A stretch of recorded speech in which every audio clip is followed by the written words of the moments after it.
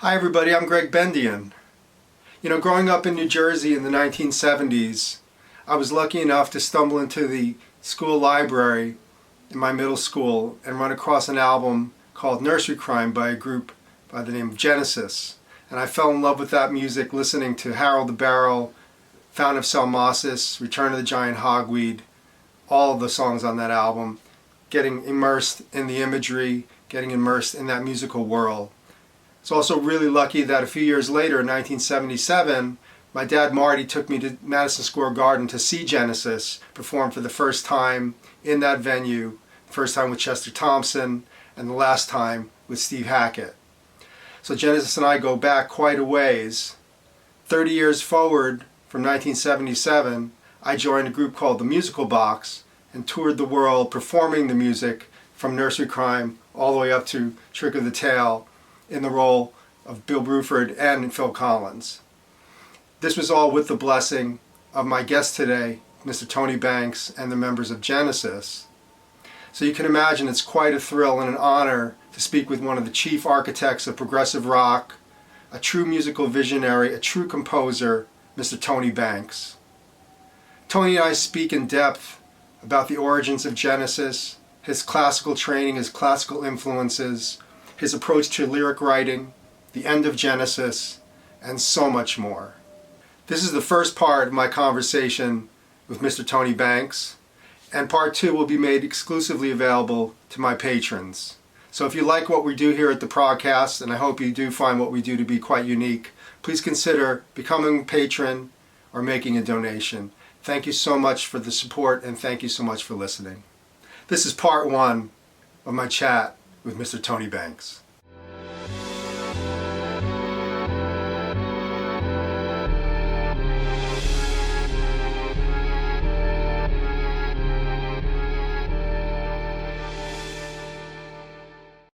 Hello everyone and welcome back to the ProgCast. I'm Gregg Bendian, where we get into talking about some of the deeper musical issues, influences, history, all that good stuff. And today is a really, really special occasion for me because I have with me the composer, keyboardist, lyricist, arranger, and he really needs no introduction to fans of great music.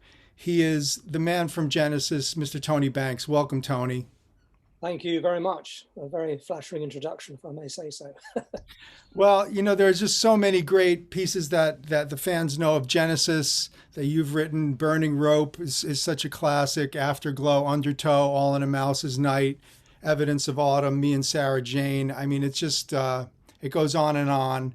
But there's this whole other side of you too, which is the classical side of things. And I want to definitely talk to you about that today. Can you tell me, I know you've commented that you didn't feel you were, I don't know, technically advanced enough to be a classical pianist, but I know you took classical lessons and repertoire pretty seriously at a certain period in your life. Can you tell me a little bit about that? Well, I was taught piano from about the age of 7, till about 15 or so. I never had the technique that's necessary. I mean, classical players are brilliant in terms of their technique, and I never really had that. I never really, I knew I would never really do that. And so I'm able to, in my own writing, obviously, to go to the limits of what I can do. So I can sort of, in a way, sort of make people believe I can do more than I can. I've never really intended to be a pianist particularly. The writing was always what interested me. And in the original Genesis, it just happened to be that I was the best keyboard player, just in the way that Anthony Phillips was the best guitarist. So we kind of adopted those roles in a way. And I understood keyboards, and I could play by ear and had picked out lots of stuff on, from the radio doing that kind of thing. But no, I never had I never had any ambitions to be a classical player. So could I delve a little deeper, though, and ask what repertoire that you did get into before you sort of eschewed it to go toward rock music, like Rachmaninoff, Ravel, any of that? Well, I was kind of, when I was younger, I mean, I used to listen to whatever my mother had at the time. But then the pieces, I learned 1 or 2 pieces when I was about 13 or 14. I had a difficult music teacher who I didn't get on with. And then he suggested I went with one of the other teachers that was at the school, and I got on very well with him. And he decided for me, although I didn't have the sort of ability to play everything perfectly, he liked the way I played because he said I could perform even, if I got the notes wrong, it sounded good. And he introduced me really to the piano of piano works of Rachmaninoff and Ravel in particular, which have really influenced me, I think, in the way that I've written ever since. So I was very grateful for that. But in terms of what I listened to all the usual stuff, what was popular in those days, things like the Planets, and obviously Ravel's Bolero, all those kind of things when I was about 13 or so, up to that age. And then I got very sidetracked, I suppose, by pop music, Beatles and all the rest of it, all the 60s groups. And sort of it took me a while to get back into classical music, but I did when I was about 19 or so. I had a friend who was quite into this stuff. And I remember hearing Shostakovich's 10th Symphony which I hadn't really sort of thought about ever before, and heard it and just thought it was absolutely wonderful. And that really got me back into classical music again. So it's been a kind of parallel thing for me throughout all my life, really, apart from a brief hiatus in my teens. Yeah, it's so interesting because if I'm doing the math right, you're also experiencing as a young person that moment where this thing happens called Baroque pop. Right. And there's harpsichord and there's wind ensemble and there's strings involved now in rock music. Did that strike you at the time? Well, I wouldn't say really, but I think what did happen in the 60s was that in 1961, it was still music was still very much hangover from the 50s. Music tended to be quite simple, 3 or 4 chord sequences used a lot, and you never really delved outside those 4 or 5 chords anyhow. And then, so the Beatles came in on the start of that, and they just pushed it a little bit.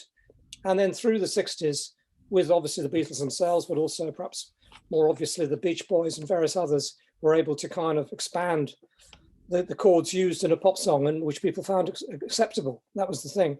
So by the end of the 60s, I think we reached a very sort of exciting period in pop music. I mean, I think it sort of, which obviously gave us the chance. We sort of evolved out of the late 60s into the early 70s of doing what's now called prog rock, I suppose, where you were able to kind of take all those boundaries even further than those people had, and not even try to have hits in a way, just trying to see what you could do with music, and add, pushing what chord could you use there, what lyric could you use there, how do you change the structure, and all the rest of it. We started off, when we wrote our first album, Genesis Revelation, we were trying to write for other people, and we were trying to write hit songs, not very successfully. And I think it was after, it was when we started playing more as a live group together, that the excitement of trying to do things that hadn't been done before just was what changed us. So the Beatles bringing in the classical influence into rock and having orchestral stuff and having French horn on For No One and these sorts of things.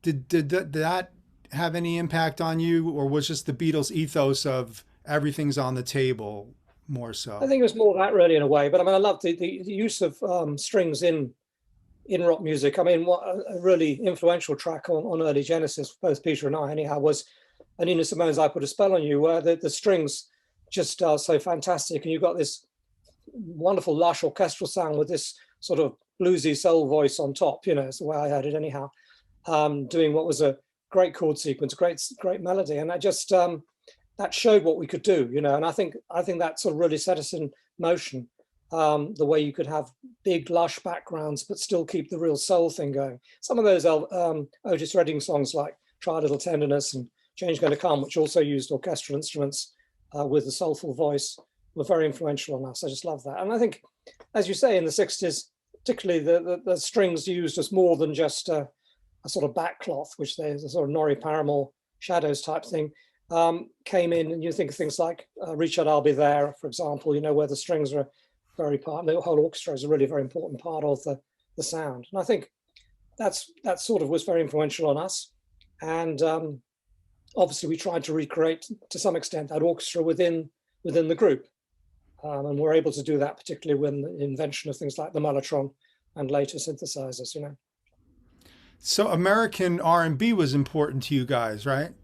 Oh, very, yeah. I think we used to, when Peter and I used to play at school, I'd play the piano and he'd sing along. I mean, Otis Redding was our sort of first choice in many ways, We liked everything though. We sort of, we had a very, very wide taste in the 60s.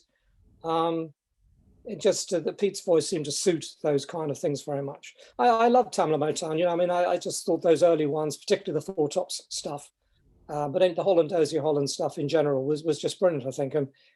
And it was a very imaginative music from the period of time. As I say, if you go back, a few years before that, we were still sort of in the sort of, I don't know what you want to call it, the sort of Paul Anka Diana type sort of era, which kind of developed into something a little more interesting, but was kind of still very much using the standard sequences and everything. It was just nice to hear things that you could do other than that.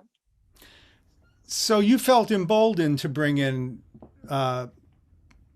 non-goal oriented harmonic things and more color tones and more rich chord voicings that you're so well known for. Was that coming out of Impressionism? Is that coming out of, where is that coming from? Because you're sort of a leader in terms of that type of harmonic approach in rock music proper, let's say. Well, I always liked funny chords, really. I mean, I just, I suppose you in a piano, you've got 10 fingers, and there's, in a guitar, there's something about, if you just play E, A, B on a guitar, it sounds fantastic. You don't have to do much. It always sounds good. So play on a piano doesn't sound very good. So you kind of want to do more, and you find you can. So I was just trying to sort of find out what chords, what things sounded interesting. And when I heard something I thought was interesting, we were very lucky in the early 70s. We're in a period where we didn't have to have hit songs. We could build up a kind of audience of people who liked things that were just a little bit different, I suppose. Sometimes it was just sort of luck when things happened. I mean, the opening of Watcher of the Skies, for example, which obviously is a sort of, quite a big thing in our early days.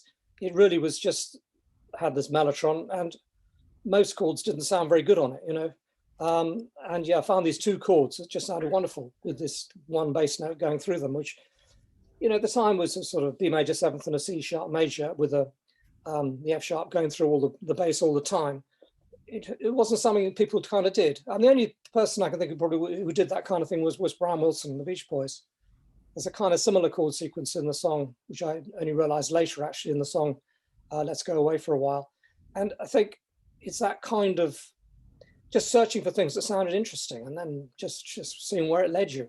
And the rest of the group, fortunately, were sort of okay with it, really, some of the time. But I got I did get a bit angry if it didn't agree with me. So, yes, I managed to push quite a few things through. But it was, I did always enjoyed trying to experiment with harmony. I love a simple chord sequence, a simple tune can be great, but I don't think I do that that well, really. Let other people do that, and I'll go slightly more experimental. But as composers, isn't it our job to surprise the audience here and there? Well, sometimes, but in the early days, the job of a composer was to sell records. That's songs were written, particularly if you go back to the 50s, for a market. As simple as that. You did something, and it was to be a hit. No one really thought long term. Albums as such didn't really exist. I feel the Beatles sort of invented the album in many ways because they're the only time, that's when records sounded good all the way through. Sometimes to some extent that was because they wrote so many good potential singles, because those first 2 or 3 albums were really just a succession of possible singles. And they released some as singles and some were just left on the records and other people did them, But it was sort of that thing of having strength in depth, which I think didn't exist before that. And that was very exciting, really, because you would find sometimes the best tracks were not the ones you heard on the radio. You'd hear something, that was just a bit different. And that was, I started, I think, with probably the Beatles and stuff. But then obviously you get to the album like Pet Sounds, which is 1965, I think, which was just fantastic from that point of view, I think, the way it changed. Yeah, and you think about even that bridge on Dr. Robert on Revolver, like where did that come from? Well, I think they were imaginative all the way through. You could pick lots of songs and they just did great. They used chords in a slightly different way. and that was the first time I'd really heard it. You know, they'll probably say they're influenced by somebody else, you know, and they probably were. But it's just the key change in the middle of "I Want to Hold Your Hand," for example, or "From Me to You" and stuff it's just kind of slightly unusual for the period, and it just slightly changes the key round, and then you come back to the original. It sounds exciting again, and I always like that. They go somewhere else, come back, and then it sounds more interesting than it did the first time around. Were you forced to take theory at school?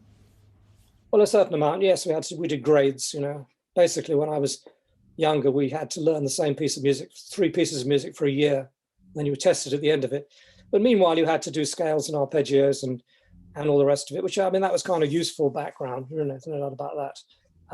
And understanding how the chords work and transposing and, you know, which is the sort of things I think that a layman is not really aware of certain things, you know, that are very basic to anyone who's done music, in the sense that a song can exist in any key you like.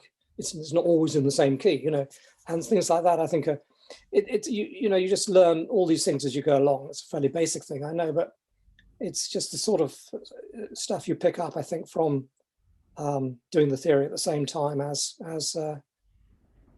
you know, as learning the pieces. I'm wondering in the 60s if you guys were checking out any of the British progressive music, say, for instance, Soft Machine or The Nice or Caravan or Egg. Well, the 60s when Caravan, we used to play with them a lot, you know. We were always rather jealous of them. They're always above us on the bill. And they were the first people who ended up with these Watkins PA system, you know, and it was a big shiny thing. We knew that they succeeded once they got that. Nice people and good music. I liked the music a lot. But it was, yeah, I mean, I think what really turned us on, Richard MacPhail, who's a sort of person who's been sort of behind us, who's been involved with the group for many years, he introduced me, at least, to stereo. And the records he had at the time were Procol Harum album, Shine On Brightly and Salty Dog, and the Fairport Convention albums, Legion Leaf and Unhalf Bricking, I think it was, and The Family, and, you know, 1 or 2 others. And these had a profound effect on the way one could hear that music could be different. And it was interesting in lots of different ways. You know, the folky element of Fairport appealed to us, as did the sort of more, you know, the very sort of the more orchestral side of a group like Procol Harum. And, you know, so they sort of launched sort of progressive music for us, I think, in the late 60s, really. And I mean, I went to see some of these groups live. And but obviously when in 1970, I suppose it was, we first heard the King Crimson album called as Crimson King, that was a big thing for us. And a few other bits and pieces like that. I think I remember when Peter came one time and he played me Days of Future Past by Moody Blues. He said, "This I was going to ask." He said, this is an interesting thing. You know, he doesn't, you know, not sure what to make of it really. I think the problem with that album mainly was the fact that the group and the orchestra never really played together. So you didn't really get an idea of what could happen. But the idea of an orchestra within the rock field was a kind of new thing. And that was, you know, it was a sort of quite an arresting album for that reason. How about Keith Emerson and the Nice? Well, yeah, I mean, I've probably been, people know, anyone who knows anything about me. I mean, the first show I ever went to, again, it was with Peter and I, we went to the Marquee Club in London, which was a sort of small club, but very trendy at the time, to see the Nice. Someone said, oh, they're great, you've got to go and see them. So we went to see them. And it was magnificent. I mean, it's still the best show I've ever seen. It was the first one. It makes a lot of difference. I thought Keith Emerson was fantastic. And the Nice, you know, I thought the whole group was great, actually. You know, I think they never were as good when they lost the guitarist Davio List. He was a very important ingredient in that group, I think. Unfortunately, they were never very good on record, but live, they were stunning. And they did the rondo being the sort of standout bit, and Emerson sticking knives in the organ and tipping it upside down and everything. I'd never thought about playing live at that until that point. And I thought this could be really exciting, you know. And that's when I think Peter and I were sort of suddenly convinced that maybe playing live was an interesting thing to try. You know, having been much more on the writing end up to that point, it was a big moment for us. And I was a big fan of Keith Emerson at that point. I never quite so keen on the LP. It was a bit too over the top for me, but maybe I also, by the time ELP came out, they were kind of also the competition, you know. So maybe I had a different attitude to them, at that point. That's sort of why I differentiate, because I know that at that point you guys are working when ELP is working and Crimson's where everybody's working, but Emerson is doing classical crossover as early as 66. Am I right? Yeah, that's right. The 4-5 Bridges Suite, whatever. I remember I played that. Tony Stratton Smith, who was the manager of Charisma Records, he also was obviously in the Nice Four on that as well, and he'd been their manager and he played it to us. I thought it was interesting. I don't think it was necessarily brilliant, but it was interesting, and so I think it was a sort of way to go. It's a natural thing for, I think, keyboard players to sort of want to use orchestras, because it just sort of, because they've got so many fingers and they want things to do all the parts they're writing. I find it also interesting that so much of what we call progressive rock music, the progressive nature of it very often is generated by classically trained or classically influenced keyboard composers like yourself, Keith Emerson, Dave Stewart, Kerry Minnear from Gentle Giant, who was a Royal Academy of Music guy. And it's kind of what made classical music cool for guys like me growing up. So hearing, Emerson's interpretation of Pictures at an Exhibition, this kind of thing where, as a youngster, maybe you're not as attuned to classical music in the way that it depends on the household, but you would now be brought over by this rock guy who was clearly a serious classical guy. So we were kind of, I think we were not trained, but we were sort of focused that you could do rock and classical, which is what happened to me. I wanted to study composition, I wanted to study tuned percussion, but I also wanted to play in rock bands because that was the music of my time.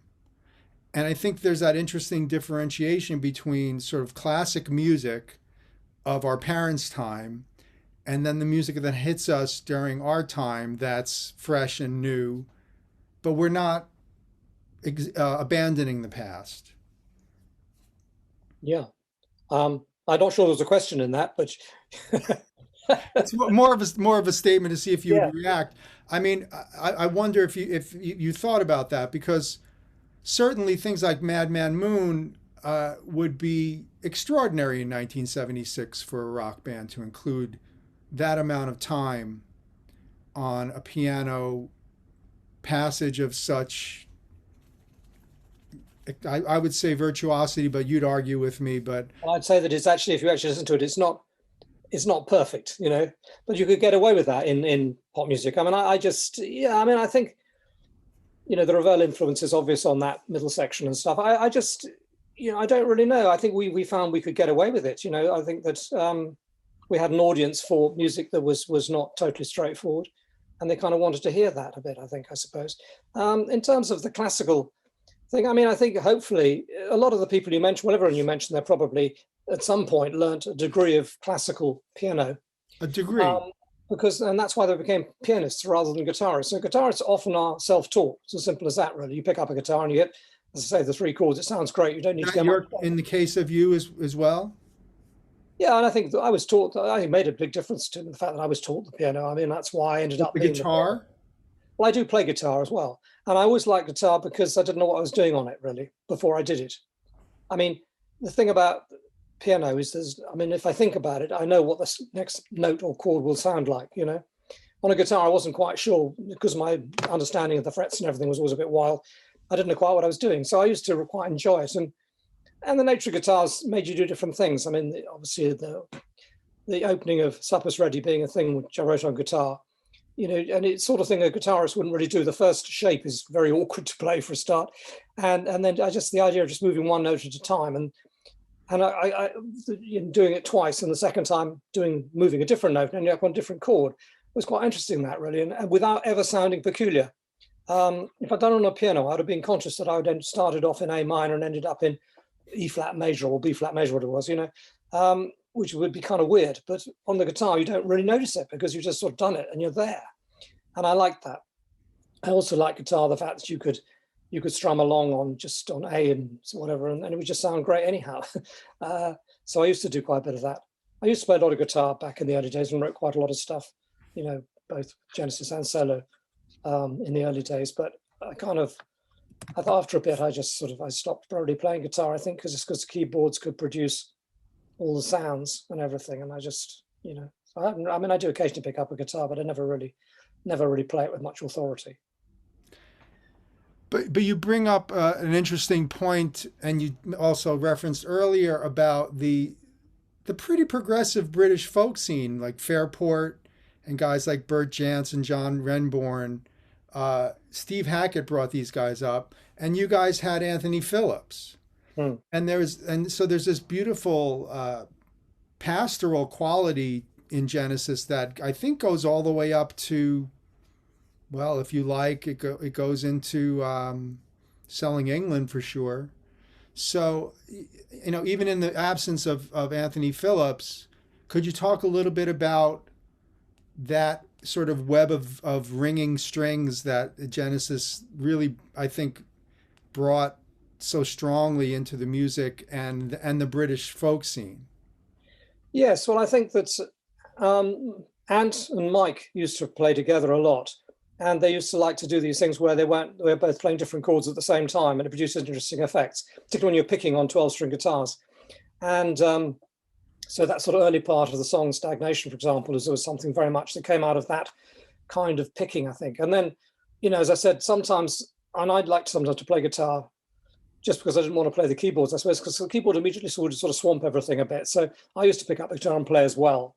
And you get the thing like the Supper's Ready, we all play in unison, all three guitars, which is great. But then other ones where we all play different things, which happen on something like parts of Musical Box, and other bits of Supper's Ready and things like that. So it's kind of like, I think it was just, it's one of the, for me, when we did all the remixes, one of my favorite moments of all really was the first half of Cinema Show. I'm not talking about the solo part here, I'm just talking about the bits, and there's wonderful little bits, and there's a bit we do in the middle where we sort of do a Crosby and Stills and Nash kind of harmony thing, which actually sounds great. We're actually quite good at it, funnily enough, because apart from Peter and Phil, the rest of us didn't have great voices, but it was kind of a quite a good thing. And I agree with you, that guitar sound, the way they all go in one with another and everything was really good. And that was, initially was very much Ant and Mike, and then when Ant left, obviously Steve and particularly, and then me a bit as well, kind of that combination became a big thing. And you were putting the 12 string through a Leslie. Well, I just did that because it was my rig, and also then people knew it was me, because and there's a bit like it was in Musical Box, I think, where it goes down, sort of I play the low notes on the thing, and it goes through the Leslie. It's a good sound as well, and it just seemed to blend with the other two. It tended to be often Steve would stick playing on the electric guitar, Mike would be on the 12 string, and I'd be on a 12 string through a Leslie, and the combination was very attractive, I think, really, and just made a, I mean, Leslie's, any kind of phasing tends to make things sound quite good in my book. Puts it a bit out of tune, makes it good. And I think you were even putting the voice through the Leslie at certain points too. Well, that's happened. Yeah, we put everything through the Leslie, because in those days didn't have many options. I put everything through a fuzz box, everything through a wah pedal, and everything through the Leslie. Yeah, we did it all. Because all I had was initially was the Hammond organ, and there was only a degree of variety you can get out of that. Lovely sounds, but then I got the electric piano. I was able to put it through a fuzz box, which I did initially really just to try and play the guitar parts. When Anthony Phillips left the group and we didn't replace him initially, went around as a 4-piece, and I tried to play all the guitar parts on the fuzz piano at the same time as playing the keyboard parts, which was not terribly successful, but it did teach me how to play two different parts at the same time. And that's kind of became, obviously after that, even when we did get a guitarist again, obviously with Steve, it meant that I did a lot of work, playing the two keyboards at the same time. And, normally one's playing a chord and the other's playing a lead, but, they're not necessarily. You can have two lead parts, like when I tried to play the Knife, both parts, they were sort of two lead parts together. Yes. And also the search for sounds, something I've always been interested in any of the progressive instrumentalists that I speak with. And you seem to have been just like right out of the gate looking for the right sounds and always choosing sounds and really caring about the sounds. And I can't help thinking that that comes through listening to orchestra. To some extent. I mean, I think what happened was, I mean, as I said, we tended to explore all the sounds you could get out of these things in those days. I mean, I would use 100% and more of all the sounds that were on any of these instruments. And sometimes it wasn't so much that I picked a sound for a part, it was the fact that the sound created the part. You would actually be playing along and it was because you were playing that sound that the thing sounded good. And then you'd use it. I mean, obviously we mentioned the Mellotron opening of Watch of the Skies, but just the sort of fuzz piano, on parts of musical box and everything, there's a certain way of playing that you made you do, which was you wouldn't have done if you wouldn't have written the part first and then said, I'm going to play it on that, And I would say in the early days before synthesizers, you really had to explore everything. And that was, I mean, I really enjoyed doing that, really. And also when Steve was with the band, he loved to explore possible sounds as well. So the combination of the two was always quite interesting. I mean, and a lot of people could not tell who was playing what half the time because we'd sound like each other or we'd both sound like something completely different. So we both got credit for each other's parts at times, I think, but that's fine. It was fun, to have that kind of play that kind of game. When we were doing the musical box and you were kind enough to give us some access to the isolated tracks, we discovered some things that we thought were Steve that were actually you. Yeah, I'm not surprised really. Well, the fuzz, when I was putting it all through a fuzz box and things, particularly kind of makes it, that tends to take it into the guitar zone. I suppose that's what happened, I think. I mean, the other thing also was obviously a lot of the guitar, the rhythm guitar was very much Mike's thing, and that's something that people perhaps are not so aware of, all those things like the Cinema Show and the Apocalypse of 9/8 and everything, where it's the rhythm guitar that's the key in all that. And so, you're never quite sure who's doing what. I'm glad you mentioned Michael Rutherford because in many ways, I think he's the hidden figure in so much of Genesis because he's writing great songs alongside everyone, but he's back there doing rhythm guitar, bass pedals, having to sort of just switch as needed for whatever the song was, and he was there just to do it. Yeah, well, it was sort of, as I said, it tended to come the other way around always. That the thing would start off on the, he'd be playing guitar and bass pedals or something, and then we wrote the song would happen on top of that. I mean, obviously there are various times when, he'd have to then play the bass on something, that would be an extra thing or whatever.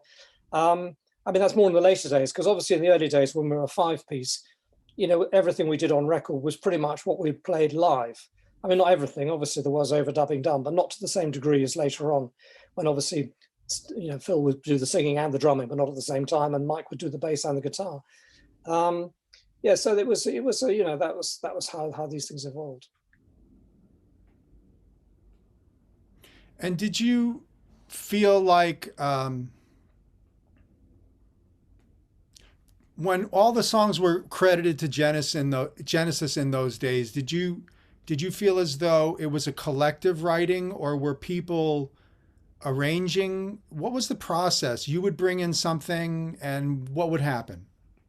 Well, it varied very much from piece to piece. Some pieces would be almost brought in complete by one person.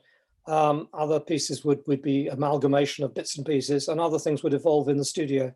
So it was rather difficult. I think we decided to credit it to everybody so that no one had a particular, if you wanted to put out something as a single or you wanted to do anything like that, there was no kind of arguments about it because everyone got equal credit.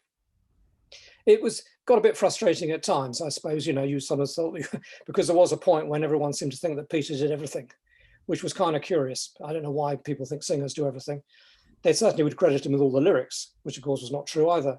And Peter was a very important writer in the group, but he was one of the group, and so certain songs where, people have written the main thing, you kind of you did sort of need credit. And that's why I suppose when for a little bit in the mid 70s, we did credit it to the people who wrote it. I think arrangement can be part of the writing process. It's difficult to divide, you know. There's no doubt that, you know, Phil as a drummer particularly sometimes influenced the way a song went quite a lot, even if it was written by one person or something. And then things would develop in the studio, you know, with people trying to do different things. I mean, it's the fourth, the fifth thing's been mentioned many times, but you know, I wrote that really as the main theme on that, which became the guitar solo, as a flute and piano melody. And it was Steve's idea, sort of, well, let's try it big, you know. And so you know, and so I put mellotron and guitar, and it became sort of one of the most key moments of early Genesis, I suppose, you know. And it needed us all to be in the studio because it's my melody, but it's the way Steve plays it that makes it special, you know. Yes. So these things, you know, being a group, you do get people enhanced sometimes by what another person does. The reverse can happen too. You could do something that's pretty good and it gets ruined by somebody else. That happens. We're always, sometimes with the, you know, whoever's writing the melody and lyrics sometimes could make it sort of seem, could squash the whole song a bit sometimes, you know. It wasn't always good. I think we always felt all songs were good until the vocals went on. It's not because the vocals were bad. Sometimes the vocals were brilliant, absolutely brilliant. But sometimes they changed at that point because we nearly always did the lyrics at the end. So the thing was, it was a good instrumental piece. And then you put the stuff on top, and sometimes it just got a bit too much. I mean, classic of that was the Battle of Epping Forest, I suppose, where there was just too much going on. It's a great backing track, fantastic backing track. And then we've got a fantastic vocal, but the two together, it's just like, you know, it's strawberries and cream with custard on top. You know, it's just too much. I can attest to that. It was, for us, the hardest Genesis piece to perform live. Yeah, we used to perform it live, actually. It's quite a difficult piece to play. You know, I mean, I sort of, you know, I mean, I don't really know. Most of the bits, they evolved in the studio, I suppose, a lot of that. Certainly the first part did. And then what we had when we were writing that particular album, we ended up playing that every day for some reason or other. You know, we were a bit stuck for some other songs, and I think we arranged it. We just kept adding bits to it, couldn't stop ourselves, and at the end, you know, it just ended up as I mean, you know, it's a fun piece, but it's a flawed fun piece in my book. You know, I'm glad you brought up the notion of Peter didn't write all the lyrics, because I happen to think that your lyric writing is fantastic, and there are certain. Well, I've written some very bad lyrics too, but let's not talk about them. Well, what are the bad ones? Well, The Day the Light Went Out was a pretty bad lyric, and I wrote a lyric for what became Little Nemo. Which was, when we were doing it with Phil singing along, I said, this is awful. We cannot do this. So we didn't. We scrapped my lyric completely. And Phil went off and wrote a lyric, which was much better. At least it was inoffensive. The one I wrote was terrible. Now, you do sometimes. And it's all very well. You know, I do like to put in words sometimes that are a bit uncomfortable. And I sort of like the fact I did it, but sometimes I'm not sure, you know, like the bread bin or the double glazing and these things that end up in my lyrics. They do sometimes stick out a bit, you know. But then I admire people like Paul Simon, who's very good at putting in strange words in the middle of lyrics, and they sound fantastic. He's probably my sort of favorite lyric writer in many ways. And so, you know, I felt that was kind of gave me license. You know, you mentioned Crosby, Stills, Nash and Young, and now even Simon and Garfunkel could be brought in. How important was vocal arranging to you in Genesis, and based upon the great vocal arrangers that you grew up listening to? Well, I think we used to take it quite seriously, but I don't know how good we were at it, really. I mean, we used to sort of harmonize when we could. I mean, Phil was very good at that. I think he was quite good at that. And we used to put harmonies in, Phil and Peter singing together often, you know, and then we'd have ones where we wanted a bit more harmony, like the chorus, say, of Entangled, you know, which was something I originally wrote on piano, actually, and then transferred it to the guitar, and then made the voices all do what I did on the piano, which was quite an interesting thing to do. So it's not a totally straightforward, it's a three-part harmony, you know. But, you know, as you mentioned, things like the obviously the Simon and Garfunkel and the Beach Boys and everything, where the harmonies are sort of brilliant, really. I don't think, little moments, we have little glimpses of it in the early days, but not perhaps, it wasn't a sort of major feature of what we did, but backing vocals in general, I think, were quite important. Phil particularly was quite good at that, putting little bits and pieces in. Yes, and I don't even mean to imply that we're talking about stacked, one chord vocal. I mean, just multiple lines going on, vocally, call and response, this sort of thing was really cool in Genesis. Yeah, well, that's quite a fun thing to do, and sometimes the lyrics sort of call for it and things, so you kind of do it. Yeah, I mean, I think we had fun with all that stuff. Again, if the song demanded it, it sort of happened. I think people, as I said, a lot of the time when Phil would often just sing along sometimes, and he'd throw a bit in, Other times you just did what you felt was right. It was not a very conscious thing, really. I think we just often happened later in the process, wasn't perhaps necessarily part of the original writing. Well, I did want to talk to you so much about non-musical influences. I know that you're a nature enthusiast, a gardener, and I also found out that you're a sci-fi fan. Is that true? Yeah, I've always loved sci-fi. Yeah, I mean, all these things affect the way you are, I suppose. Sci-fi in terms of lyrics, I suppose, has been a thing. Obviously, Watch for the Skies being the most obvious of those early things. Yeah, reading in general. I mean, I love reading books, really. And I like sci-fi books. I like sci-fi films. But I like regular books and regular films and everything. I don't know, it's a difficult thing to say, really. I think I do read a lot, and that's why sometimes my lyrics can be a little bit kind of, some people would say a bit too wordy, because I do like a meaning in the lyric if I can get it. Most important is what a lyric actually just sounds like, and then what it means. I'm never right about my personal life, for example.